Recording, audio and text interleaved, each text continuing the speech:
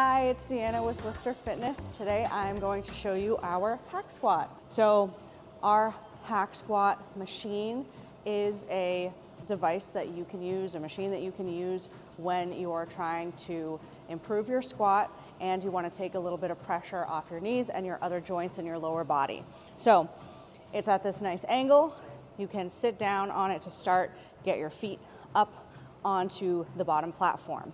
Slide down and make sure your shoulders can get underneath these pads. Once you're here, if you're short like me, you might have to lift up onto your toes to get the machine activated. So hands on the safety bars, lift up onto my tippy toes, pull the safety bars in. Then you can lower down further, get that activation.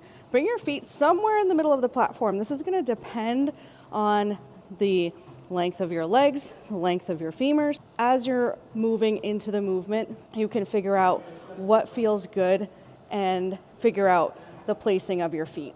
So rest the head on the headrest, back on the backrest. Make sure you're pressing your back into the back of the machine.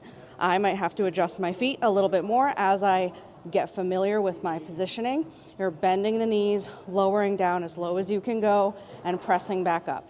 This is really a great machine because if you are really trying to go heavy and maxing out, you can tap down to the bottom and get your full range of motion, press back up, or if it's too heavy, you end up at the bottom, you can't go anymore, you can just sit down and then you can pop right out of it if you get stuck. It's really nice. Once you're done with your squat, you press all the way back to the top. I walk my feet back in, walk them back in, open the safety bar, make sure you're resting on those things. Take a little pressure off, make sure you're in that safety position, then you can come up and out of that machine.